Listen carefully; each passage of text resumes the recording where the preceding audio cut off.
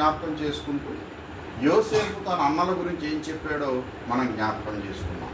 యోసేపు తన అన్నలు ఐగుప్తు దేశంలో భయపడుతూ ఉంటే నేను దేవుని భయము కలిగిన వాడను అని స్టేట్మెంట్ ఇచ్చాడు. అందు గురించి నా వల్ల మీకు ఏ కీడు కూడా జరగదు అనే విషయం చెప్పాడు. పోయిన వారం మనం జ్ఞాపకం చేసుకున్నాం, పాపమును ద్వేషించడం ఎట్లాగంటే దేవుణ్ణి ప్రేమించడం. దేవుణ్ణి ప్రేమించడం అంటే ఆయన ఆజ్ఞల్ని కట్టడాన్ని మనం అనుసరించడం అని మనం చూస్తున్నాం. ఈ వారం దేవుని యందు భయభక్తులు కలిగి ఉంటే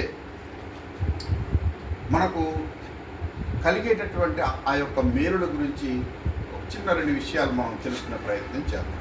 సామెతల గ్రంథం 14వ అధ్యాయం 26, 27 వచనాలు చదువుతున్నాను. యెహోవా యందు భయభక్తులు కలిగినుట బహుధైర్యమును పుట్టించును, అట్టి వారి పిల్లలకు ఆశ్రయస్థానము కలదు. యెహోవా యందు భయభక్తులు కలిగినుట జీవపు ఊట, మరణ పాశములలో నుండి విడిపించును. యెహోవా యందు భయభక్తులు కలిగినుట అనేది బహుధైర్యం పుట్టిస్తుంది అనే మాట సామెతల గ్రంథకర్త చాలా స్పష్టంగా తెలియజేస్తున్నాడు. ఈ లోకంలో మనం జీవిస్తున్నాం, ఈ లోకంలో మనం బ్రతుకుతున్నాం. ఈరోజు ఎన్ని భయాలు! కొందరికి అనారోగ్యాల గురించి భయం, కొందరికి భవిష్యత్తును గురించి భయం, కొందరికి ఆర్థికపరమైన కొరతల గురించినటువంటి భయం. ఇలా చెప్పుకుంటూ పోతే చాలా భయాలు మనిషిని కమ్ముకొని మనిషిని వేధిస్తూ ఉన్నాయి. ఈరోజు నెమ్మది కొదవైపోయింది. చాలామంది భవిష్యత్తు ఏం జరుగుతుందో అన్న భయంతో ముందుగానే సూసైడ్ చేసుకొని చనిపోయే వాళ్ళు ప్రతిరోజు లక్షల్లో ఉన్నారు ప్రపంచమంతా కూడా. దీనంతటికి గల కారణం ఏంటంటే ఈ లోకాన్ని పాలిస్తున్నటువంటి సాతాను వారికి నాశనం చేస్తుందనే అంశం వారికి తెలియదు, ఇప్పుడున్న లోకంలో ఉన్న వ్యక్తులకు కూడా తెలియదు. అందుకోసమే మరి మానసిక వికాసం అని, లేకపోతే కౌన్సిలింగ్ సెంటర్స్ అని ఇలాంటివి పెట్టి చాలా చక్కగా కొందరు వ్యాపారాలు హాయిగా నడిపించుకుంటున్నారు.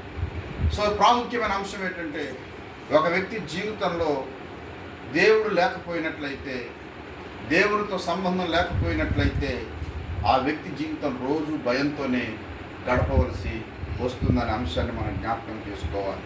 కనుక దేవుని యందు భయభక్తులు కలిగి ఉంటే కనుక బహుధైర్యం పుట్టిస్తుంది. మన జీవితంలో ఏదో ఒక సందర్భంలో మనం ఒంటరిమైపోవాల్సిన పరిస్థితి ఏర్పడుతుంది. ఒకనొక సందర్భంలో నేను నెంబర్ ఆఫ్ టైమ్స్ ఈ అంశాన్ని జ్ఞాపకం చేస్తూ ఉంటాను. ఈ సందర్భాన్ని బట్టి యాకోబు జీవితాన్ని ఒకసారి మీ ముందు పెట్టాలని నేను ఇష్టపడుతూ ఉన్నాను. ఆదికాండంలో 28వ అధ్యాయంలో మనం చూస్తే, ఆదికాండం 28వ అధ్యాయంలో 27వ అధ్యాయంలోనేమో యాకోబు ఏసావుకు రావాల్సిన ఆశీర్వాదాన్ని దొంగిలించడం మనం చూస్తాం. ఆ కారణం చేత ఇస్సాకు యాకోబును బయలుదేరి నీవు లాబానింటికి వెళ్ళిపో, నీ మేనమామ ఇంటికి వెళ్ళి అక్కడున్న స్త్రీలలో ఆయనకున్నటువంటి కుమార్తెల్లో ఒక స్త్రీని వివాహం చేసుకో, ఒక కుమార్తెని వివాహం చేసుకోమని చెప్పి ఇస్సాకు యాకోబుకు చెప్పడం జరుగుతుంది. యాకోబు పెందలకడ లేచి తన ప్రయాణాన్ని ప్రారంభించి నడిచి వెళుతూ ఉంటుండగా అతడు కొంత దూరం వెళ్ళిన తర్వాత బెయేర్షెబా అనే ఒక ప్రాంతానికి వచ్చినప్పుడు అక్కడ మరి చీకటైపోయింది. మనం అది 28వ అధ్యాయం 10వ వచనంలో చూస్తే అతడు బెయేర్షెబాలో మనం నిలిచి ఉన్నట్లు యాకోబు బెయేర్షెబా నుండి బయలుదేరి హారాను వైపు వెళ్చి ఒక చోట చేరి ప్రొద్దు గురింకిన. బెయేర్షెబా నుంచి తను ఉన్న చోటు నుంచి బయలుదేరి వెళ్తూ ఉన్నాడు. ఒక చోట చేరి ప్రొద్దు గుండిపోయింది. అక్కడ అతడు బస చేయవలసి వచ్చింది. అప్పుడు దేవుడు ఏం మాట్లాడుతున్నాడు అని ఆలోచన చేసినట్లయితే ఒక అంశాన్ని మాట్లాడుతున్నాడు. యాకోబు చాలా భయపడుతున్నాడని మనం ఈ సందర్భాన్ని బట్టి మనం అర్థం చేసుకోవచ్చు. యాకోబు బయలుదేరిలా వెళుతూ ఉంటే దేవుడు ఒక కళను అతనికి చూపించాడు, ఒక విజన్ చూపించాడు. దేవుని దూతలు ఎక్కుచూ దిగుచూ ఉండటం చూస్తున్నాడు. ఒక నిచ్చెన వేయబడింది. దేవుడు మాట్లాడుతున్నాడు, చాలా స్పష్టంగా మాట్లాడుతున్నాడు. 13వ వచనంలో చూస్తే 28వ అధ్యాయంలో నేను చదువుతాను. మరియు యెహోవా దానికి పైగా నిలిచి, నేను నీ తండ్రి అయిన అబ్రహాము దేవుడను ఇస్సాకు దేవుడనైన యెహోవాను, నీవు పండుకొని ఉన్న ఈ భూమిని నీకును నీ సంతానమునకు ఇచ్చెదను అని తెలియచేశాడు. ఇంకా 15వ వచనానికి వస్తే, ఇదిగో నేను నీకు తోడయ్యుండి నీవు వెళ్ళు ప్రతి స్థలమందు నిన్ను కాపాడుచు ఈ దేశమునకు నిన్ను మరలా రప్పించదను, నేను నీతో చెప్పినది నెరవేర్చు వరకు నిన్ను విడువనని చెప్పాడు. ఇక్కడ యాకోబు ఒక్కడే ఒంటరితనంతో ప్రయాణమై వెళ్తున్నాడు, భయము ఆందోళన. అందుకే నేను నీకు తోడయ్యుండి నిన్ను తిరిగి తీర్చుకొచ్చేంత వరకు నేను నిన్ను విడువను అని దేవుడు మాట్లాడు. అంటే మన జీవితంలో దీనంతటి గల కారణం ఏంటి? ఇక్కడ మనం ఒక అంశాన్ని మనం జ్ఞాపకం చేసుకోవాలి. ఏంటి అని ఆలోచన చేసినట్లయితే,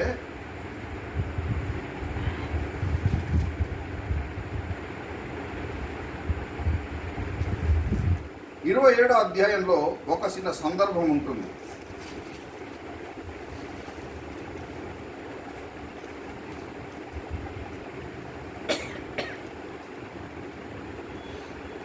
ఏంటి అని ఆలోచన చేసినట్లయితే 27వ అధ్యాయంలో ఆఖరు భాగంలో మనం చూసినట్లయితే 46వ వచనంలో చూస్తే, రిబకా ఇస్సాకుతో, హేతు కుమార్తెల వలన నా ప్రాణం విసికినది, ఈ దేశస్థురాండ్రైన హేతు కుమార్తెలలో వీరు వంటి ఒక దానిని యాకోబు పెండ్లి చూసుకున్న ఎడల నా బ్రతుకు వలన నాకేమి ప్రయోజనము.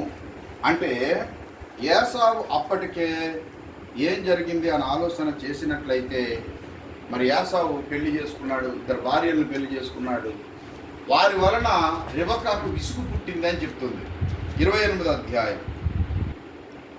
28వ అధ్యాయంలో 8వ వచనం, ఇదిగాక కానాను కుమార్తెలు తన తండ్రి అయిన ఇస్సాకునకు ఇష్టురాండ్రు కారని ఏసావు నాకు తెలిసినప్పుడు, ఏసావు ఇస్మాయేలు నద్దకు వెళ్ళి తనకున్న భార్యలు గాక అబ్రహాము కుమారుడైన ఇస్మాయేలు కుమార్తెయు నెబయోతు సహోదరునైన మహలాతును కూడా పెళ్లి చేసుకొనెను. ఈ మాటలు ఎందుకు చదివించానంటే, ఏసావుకు యాకోబుకి వయసులో ఎంత వ్యత్యాసం ఉంది చెప్పండి? వారిద్దరు వయసు ఎంత తేడా? ఎంత తేడా కదా? వారిద్దరు ఒకే వయసు, కవపిల్లలు కదా. మరి అలాంటప్పుడు అప్పటికే ఏసావు తండ్రి అనుమతి లేకుండా, తల్లి అనుమతి లేకుండా పెళ్ళిళ్ళు చేసేసుకొని చాలా తల్లిదండ్రులకు విసిగించేలా ఉండి, ఇంకా ఒక చోట చూస్తే మనోవేదన కలగజేశారని రాయబడింది. ఎంతో దుఃఖం పుట్టించారు. ఇలాంటి పరిస్థితిలో ఉన్నటువంటి తరుణంలో ఇలాంటి దేశ స్త్రీలను పెళ్లి చేసుకుంటే నాకేం సంతోషం లేదు కనుక ఇదిగో నా బంధువుల దగ్గర నుంచి, నా అన్న కుటుంబంలో నుంచి చేసుకోవాలని చెప్పేసి రిబకా రికమెండ్ చేసింది. అప్పుడు యాకోబుకు పిలిచి ఇస్సాకు చెప్తున్నాడు, ఇదిగో పద్దనారాములో ఉన్నటువంటి లాబాను ఇంటి దగ్గరికి వెళ్ళి ఆ కుమార్తెలలో ఒకదానిని నువ్వు వివాహం చేసుకోమని చెప్పినప్పుడు, ఒంటరిగా వెళుతున్నప్పుడు దేవుడు యాకోబును దర్శించాడు. ఈ మాట ఎందుకు చెప్తున్నానంటే, అబ్రహాము దేవుని నమ్మాడు, అది అతనికి నీతిగా ఎంచబడింది కనుక అబ్రహామును బట్టి దేవుడు ఇస్సాకును విడవలేదు, ఇస్సాకును బట్టి దేవుడు యాకోబును కూడా విడవలేదు. యాకోబుకున్న ధైర్యం ఏంటి అనంటే, దేవుడు ఇతడు బయలుదేరి వెళుతూ ఉంటే దేవదూతలు అతనికి దర్శనం ఇచ్చినట్లుగా మనం చూస్తాం. దేవుని ప్రత్యక్షతను యాకోబు చూడగలుగుతూ ఉన్నాడు. అందుకే యెహోవా యందు భయభక్తులు కలిగి ఉండుట బహు ధైర్యము పుట్టించును అని రాయబడింది. అది మాత్రమే కాదండి, యాకోబు జీవితంలో యాకోబు ఇప్పుడు బయలుదేరి పద్దనారం వెళ్ళాడు, లాబాను ఇంట్లో మకాం ఉన్నాడు. లాబాను ఇంట్లో అనేక సంవత్సరాలు అక్కడ మకాం ఉన్న తర్వాత ఒకరోజు దేవుడు మరలా దర్శించి దేవుడు యాకోబుతో మాట్లాడుతూ వచ్చాడు. ఇప్పుడు నువ్వు లేచి, ఇదిగో నువ్వు ఎక్కడైతే నూనె పోసి ప్రతిష్ఠించావో అక్కడికి వెళ్ళి అక్కడ నువ్వు మొక్కు చెల్లించు అని దేవుడు మాట్లాడటం జరిగింది. అందుకొరకు యాకోబు తన భార్యలను పిలిచి, ఇదిగో రాత్రి దేవుడు నాతో ఇలాగ మాట్లాడాడు కనుక మీ తండ్రి నిన్న మొన్నట్లాగా నా మీద ప్రేమ కనపరచడం లేదు అని చెప్పేసి భార్యలతో చెప్పినప్పుడు, నీకు ఏది అనుకూలమైతే అది చేయమని చెప్పి భార్యలు అంటున్నారు. ఒకసారి మనం ఈ ఆదికాండంలో 31వ అధ్యాయంలో ఈ విషయాన్ని కూడా ఒకసారి మనం చూద్దాం. చూడండి దయచేసి 31వ అధ్యాయం 11వ వచనం చదువుతున్నాను. నీవెక్కడ స్తంభం మీద నూనె పోసితివో, ఎక్కడ నాకు మొక్కుబడి చేసితివో ఆ బేతేలు దేవుడను నేనే. ఇప్పుడు నీవు లేచి ఈ దేశము నుండి బయలుదేరి నీవు పుట్టిన దేశమునకు తిరిగి వెళ్ళమని నాతో చెప్పాను. అందుకు రాహేలు లేయాయు, ఇక మా తండ్రి ఇంట మాకు పాలు పంపులెక్కడివి? అతడు మమ్మను అన్యులుగా చూచుట లేదా? అతడు మమ్మను అమ్మివేసి మాకు రావలసిన ద్రవ్యమును బొత్తిగా తినివేసెను. దేవుడు మా తండ్రి యొద్ద నుండి తీసివేసిన ధనమంతయు మాదియు మా పిల్లలదేనై ఉన్నది కదా. కాబట్టి దేవుడు నీతో చెప్పినట్లే చేయమని అతనికి ఉత్తరమియ్యగా, యాకోబు లేచి తన కుమారులను తన భార్యలను ఒంటెల మీద ఎక్కించి కానాను దేశమునకు తన తండ్రి అయిన ఇస్సాకునొద్దకు వెళ్ళుటకు తన పశువులన్నింటినీ తాను సంపాదించిన సంపాదన యావత్తును పద్దనరాములో తాను సంపాదించిన ఆస్తి యావత్తును తీసుకొని పోయెను. ఇక్కడ బయలుదేరి యాకోబు లేచాడు. దేవుడు ఇలా చెప్పాడమ్మా, ఏం చేయమంటారంటే, ఇక మా తండ్రితో పనేముంది, మా తండ్రి అనేక రకాలుగా ఇబ్బంది పెట్టాడు, మాకు రావాల్సింది మా పిల్లలకు రావాల్సిన సంపాదన అంతా కూడా మా తండ్రి తినేసాడు కనుక దేవుడు ఏది చెప్తుంది నువ్వు చెయ్యి అని చెప్పేసి భార్యలు యాకోబుతో చెప్పడం జరిగింది.